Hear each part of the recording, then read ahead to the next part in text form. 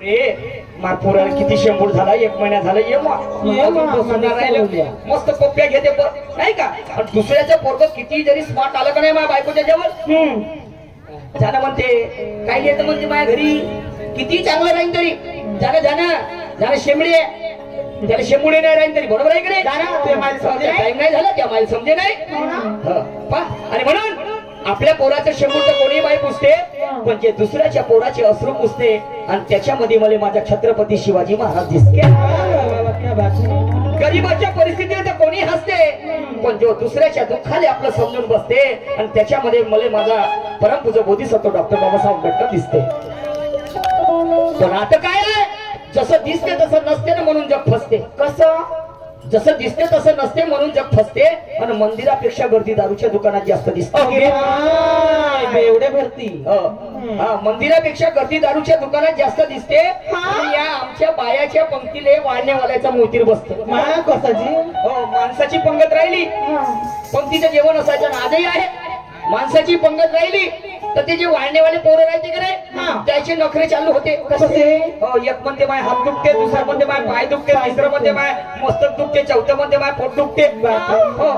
याचे नखरे चालू होऊन जाते माणसाच्या पंक्तीले. तुम्हाला सांगतो. आणि मग बायाची पंगत बसते तर दुसरे पोरं वाढत राहते. दुसरे पोरं वाढत राहते तर ज्याचे हातपाय दुखत होते का नाही, त्याचे हातपाय बिना औषधी खाल्ल्यानं सरळ होते, दुखणं बंद होते. हे 1.5 शाईने त्याला जाऊन का म्हणते दुसऱ्या पोरायले, थांब तू लहान आहेस, तुला नाही वाढताय. अबे लमची एंगाड आहे हो. बायाच्या पंक्तीले माणसाच्या पंक्तीला तुमचे हातपाय वरून आले, जशी का आमच्या माय बहिणीची पंगत बसली तर तुमचे हातपाय सरळ झाले. आणि म्हणून म्हणतो जसं दिसते तसं नसते म्हणून जग फसते. आणि मंदिरापेक्षा गर्दी दारूच्या दुकानात जास्त दिसते. हे आमच्या बायाच्या पंक्तीले वाढणेवाल्याचं मंदिर बसते आणि जवान पोरगी पंक्तीले देवका देवका करते. घेणे एक घास घेणार भात नाही पाहिजे, पोळी देऊ, पोट भरला, भाजी देऊ नाही पाहिजे, मा पोट भरलाय भाऊ नाही ना, ते नाही म्हणत जाते ना, हे त्याला ते घे म्हणत जाते. म्हणून म्हणतो जसं दिसते तसं नसते म्हणून जग फसते. आणि मंदिरापेक्षा गर्दी दारूच्या दुकानात जास्त दिसते. ही आमच्या बायाच्या पंक्तीला वाढण्यावाल्याचा मोतीर बसते आणि जवान पोरगी पाहून तिला देवका देवका करते. त्या पोट्टीची माय तिच्या बाजूला बसली राहते, त्या पोट्टीची माय तिच्या बाजूला बसली राहते. आणि ते जेव्हा खेकावून धावते, तर पोट्ट बाल्टी घेऊन घरामध्ये पडते. पोट्ट बाल्टी घेऊन घरामध्ये पडते आणि घाई घुईनं कढीचा डबला वरणामध्ये टाकते. घाई घुईनं कढीचा डबला वरणामध्ये टाकते आणि खाणेवाले म्हणते सागा वरण आंबट काऊन लागते. येणारा जाणारा पाहुणा शिवाय देत जाते आणि अशी दारूची पेटी भाऊ कामामध्ये लागते. आणि म्हणून म्हणतो जिकडे तिकडे झाली आहे ढोर पंगत.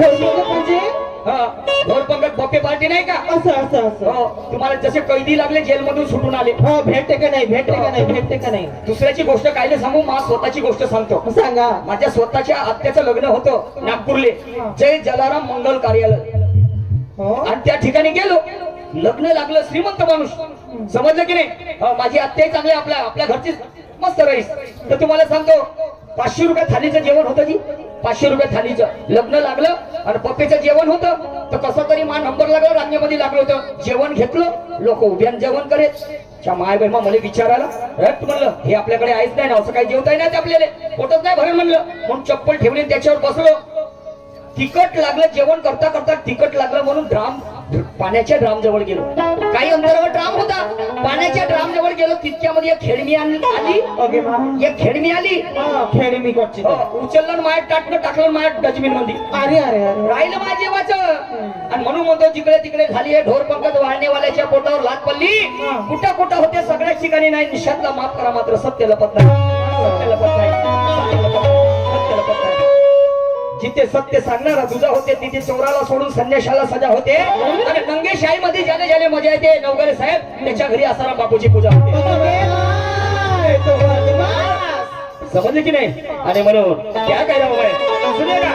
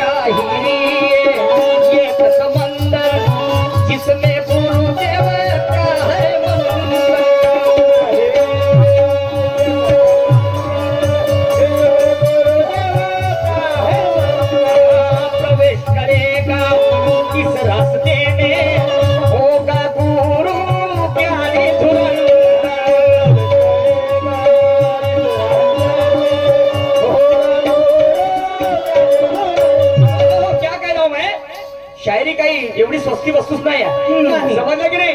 शायरी करने के लिए हमारे बुजुर्ग अनुभवी लोग कहते हैं शायरी करने के लिए लोहे के चने चबाना पड़ता है जब तक शायरी होती है, समझ कि नहीं। एवढी स्वस्ती शायरी नाही आहे, नाही तर मग ते शायरी आहे। शायरी मध्ये काही काही नंग्याने शायरीचे तुकडे करून टाकले, कसे समजलं की नाही। लमशाईला गाणं म्हणता नाही येत, शेर म्हणता येत नाही, आधार लावता येत नाही, तुझी माय तशी तुझी बहीण तशी तसा माझ्या आणि म्हणून आमच्या माय बहिणी या शायरीला पसंत करत नाही हो। पण तुकडोजी महाराजांनी एका भजनाला नव्हे, कीर्तनाला नव्हे, डान्स हंगामाला नव्हे, लावणीला नव्हे, गोंधळाला नव्हे, कव्वालीला नव्हे, बाप रे या तमाशाला राष्ट्र 23 फरवरी तुमसर मुक्कामी राष्ट्रीय खडी गंमत ही उपाधी दिली। अरे बापा शाहीर साहेब आणि म्हणून शाहिरी एक समंदर जिसमें गुरुदेव का है मंदिर, प्रवेश करेगा इस रास्ते में अरे होगा गुरु ज्ञानी धुरंधर, शौक ये मर्दाना ना कोई हर जाना, शौक ये मर्दाना ना कोई हर जाना, मजा आएगा दोनों के कुश्ती में। ओके बाय कुश्ती, कुस्ती म्हणजे कशाची आहे, एकामेकाला पिटता का ते कुस्ती नाही, मग आचारा विचाराची कुस्ती आहे। आचारा विचाराची देवाणघेवाण जर योग्य असली तर त्यामधून सन्मार्ग तयार होत असते। ज्येष्ठ आणि श्रेष्ठ शाहीर विज्ञानवादी शाहीर अंबादाजी नागदेव म्हणतात, समजलं की नाही। अरे शौक ये मर्दाना कोई हर जाना, जाएगा दोनों के कुस्ती में, अरे शाहिरी के रास्ते में अब दोनों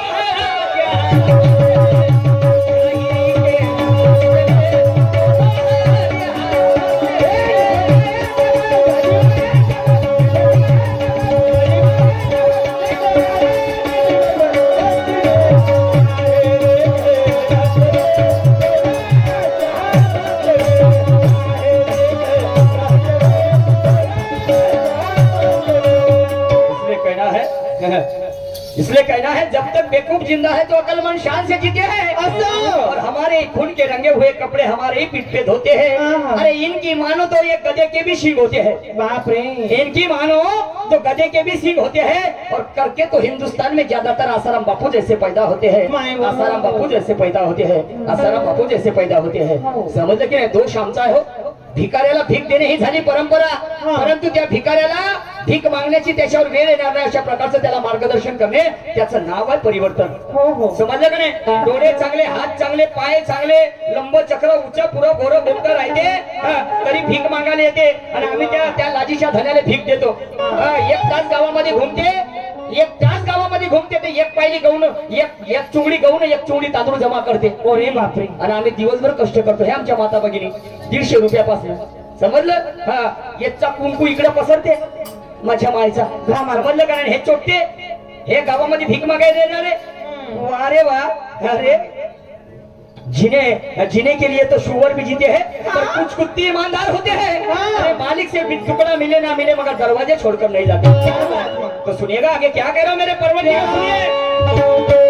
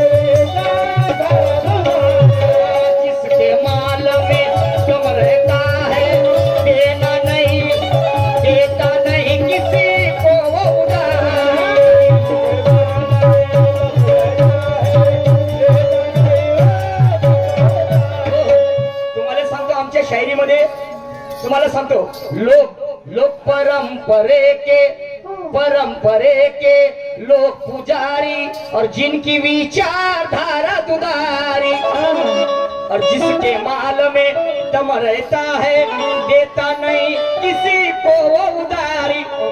आमच्या शायरीमध्ये मोठं राजकारण आहे तुम्हाला सांगतो. कसा 15,000पासून शायरीची सुरुवात आहे. 15,000पासून गंमत करणारे शाहीर आहेत. हो ना. तर आम्हाला तुमच्याच गावासारखं दुसरं गाव समजा कोणतंही फोन येते ठेकेदार साहेबाचा. हॅलो कोण निशांत शाहीर बोलता. हो जी बोला ना तुमची गंमत ठेवायची होती. 1 जानेवारीला कोटी नंदापुरीले. बरं ठीक आहे साहेब सांगा ना तुमची किंमत सांगा. मी घेईन 26,000. बापा 26,000. ते मोरेश्वर शाहीर नाही घेत 26,000. हो मग किती द्याल तुम्ही. देईन 13,000. असं 13,000 द्या. बरं ठीक आहे. एक काम करा ना काकाजी तुमच्याच गावचा कोणी शाहीर असेल त्याला उभं करा आणि आपले सवंगडी पाहून घेत त्याला शायरी करायला लावा. नाही तर माझ्याजवळ दुसरा शाहीर ठेवून द्या. तुम्हाला सांगतो हो लगेच शाहीर आहेत. तो जयकुमार शाहीर 15,000 घेते. तो मारुतराव गुणाजी ठवकर याच्या का फेमस वाला तो तर 50,000 घेते. हो तो 18,000 घेते. मी ना काय म्हटलं त्यांना अरे म्हटलं बाजारामध्ये हजारो दुकान वांग्याची असतात बरोबर आहे. तुम्ही मार्केटमध्ये जा माय बाप हो 5 मिनिट जास्त लागला तरी माफी मागतो त्याबद्दल समजलं.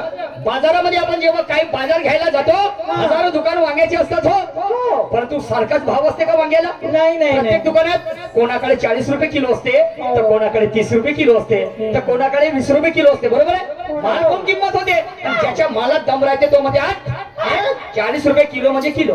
तो म्हणते 35 लावून 2 किलो. 2 किलो नाही 10 किलो घे पण 40 किलो. तर आपले काम तसं आहे. हो समजले की नाही. तुम्हाला ठेवायची असेल गंमत 25,000 घेईन म्हणजे घे बरोबर आणि लोक देतील. हो ते विचारधारा ती शायरी तो रुतबा आमच्यामध्ये स्वतःला निर्माण करायचा आहे.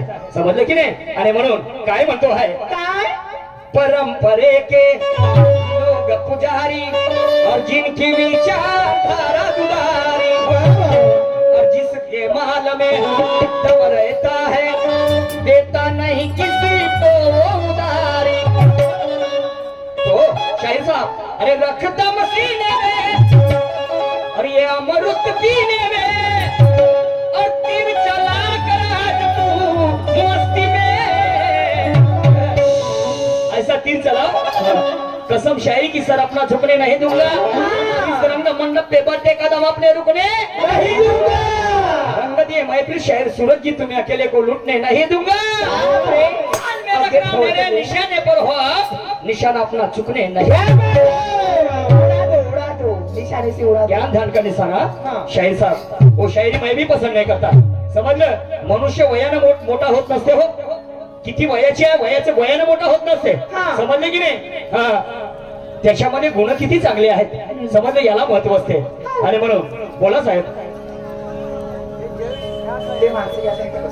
जे जेंट्स मंडळी तिथे आमच्या महिलांच्या रांगेमध्ये बसलेले आहेत त्या ठिकाणाहून इकडे जे पुरुष मंडळी बसलेले आहेत तिथे बसा. बांधवानो कार्यक्रमाचा आस्वाद घ्या. कार्यक्रमाला मजा येणार आहे. चिंता करण्याची गरज नाही. समजले की नाही. ते म्हणणं आहे मोठ्या लोकांचं नासलं अंड खपते आमच्या गरीबाचं पकलं अंड खपत नाही. मोठ्या लोकांचं नासलं अंड खपते आमच्या गरीबाचं पकलं अंड खपत नाही. समजलं का नाही. अशी व्यवस्था होऊन बसलेली आहे. आणि म्हणून लोक परंपरे के पुजारी अरे जिनकी विचारधारा दुधारी और जिसके माल में दम रहता है देता नहीं वो किसको उधारी. रख दम सीने में और ये अमृत पीने में तीर चला कर आज तू मस्ती में. तो अरे शाहिरी के रास्ते में और दोनों है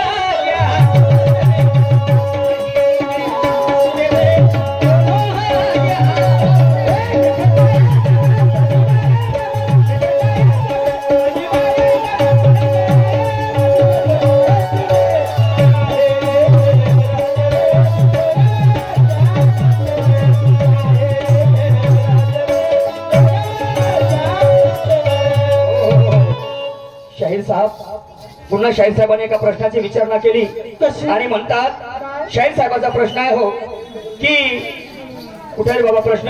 हा, छत्रपती शिवाजी महाराजांचा समाधीचा जो शोध लावला आणि म्हणणं आहे महात्मा फुलेंनी छत्रपती शिवाजी महाराजांच्या समाधीचा शोध लावला, हे गोष्ट ऍग्री आहे, सगळ्यांना मान्य आहे. परंतु म्हणतात शिवाजी महाराज काय त्यांच्या स्वप्नामध्ये आले होते का? शिवाजी महाराज त्यांच्या स्वप्नामध्ये आले होते काय? मग काय कारण असेल? कोणी सांगितलं असेल महात्मा फुलेला? शाहीर साहेब तुम्हाला सांगतो, महात्मा ज्योतिबा फुले शिवाजी महाराजांना अंतःकरणातून गुरु मानलं होतं. महात्मा फुलेंनी शिवाजी महाराजांना गुरु मानलं होतं, हे चर्चा माहित आहे. आणि मानलं, गुरु मानलं आणि त्यांनी छत्रपती शिवाजी महाराजांच्या जो काही इतिहास, जे काही जडणघडण घडली, सर्वप्रथम त्यांनी शोधाशोध केली. काय घडलं होतं माझ्या शिवाजी राजांबरोबर, काय झालं कसं नाही, संपूर्ण शिवाजी महाराजावरही कितीतरी पोवाडे माझ्या महात्मा ज्योतिबा फुलेंनी लिहिले. बरोबर आहे, लिहिले. आणि म्हणून असं शोध घेता घेता घेता घेता त्या रायगडावर पोहोचले आणि रायगडावर त्यांनी सर्वप्रथम शिवाजी महाराजांच्या समाधीचा शोध लावला. हे माझ्या बुद्धीप्रमाणे तुमच्या प्रश्नाचं प्रत्युत्तर, कारण त्यांनी गुरु मानलं होतं हो शिवाजी महाराजांना. समजलं की नाही? आणि म्हणून काय म्हणतो आहे शाहीर साहेब, मी आधीच म्हटलं ना तुमच्यासारखा विद्वान ज्ञानी पंडित अभ्यासू शाहीर नाही हवा म्हणून. कहा राजा भोजोर कहा गंगूती आली, समजलं का नाही? आणि मी कायले लढू एका बहिणीसाठी ज्याची होती त्याला नेली. बरोबर आहे का नाही? अरे ज्याची होती त्याला नेली, मी काय लढूची आणि काय येईल पाडू. समजलं की नाही? तो सुनिएगा आखिरी स्टेज में मैं क्या कहता हूँ, मगर शाहीर साहब वो जो मेरा सवाल है आपके ऊपर पहले मैं नहीं पूछूंगा, उसमें ये बताओ क्या है कुछ नहीं, तो खंडवालों को सांगा मध्य प्रदेश वगैरे. समजले की नाही? काय आहे गांभीर्य, तो संन्यासीने काय प्रश्न केला त्याचा आन्सर काय दिलं त्या लोकांनी. काय हो शाहीर साहेब तर्कसंगत बोला तर मजा येईल, नाही तर मला असं वाटते का याच्यानंतर तुमच्यासोबत दुय्य म्हणजे प्रश्न विचारायचा नाही. बरोबर आहे का नाही भाऊ? चुकून बोलतो काय? तुम्हाला वाईट वाटत असेल सूरजजी, चालते मला, काही हरकत नाही. समजले की नाही? उष्णाचे तांदूळ पावण्याच्या कामात कधी पडत नाही, हे मात्र महत्वाचं आहे आणि ती गोष्ट आम्ही स्वतः आत्मसात केलेली आहे. ऐका काय म्हणतो शेवटच्या कडव्या.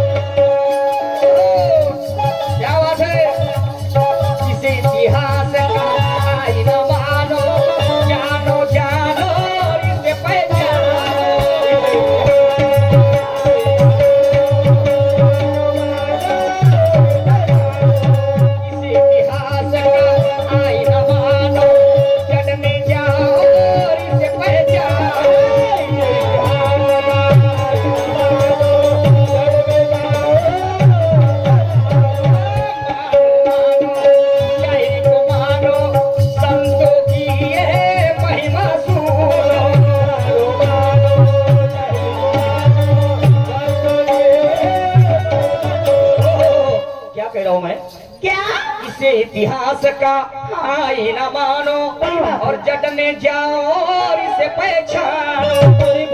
अरे मानो शायरी को मानो और संतों की ये महिमा सुनो. तो क्या कहते हैं मेरे गुरुजी? क्या कहे पुरुषोत्तम पर रंग न ढंग है निशान तेरे बस दे आमच्यात काही रंग नाही. आम्ही एवढे काही सांगतो की नाही तरी आमच्यामध्ये काही नाही. समजलं? जे तुमच्यामध्ये आहे ते आमच्यामध्ये नाही. समजलं शाहीर साहेब? आणि म्हणून पण शाहिरी के रस में और दोनों है रे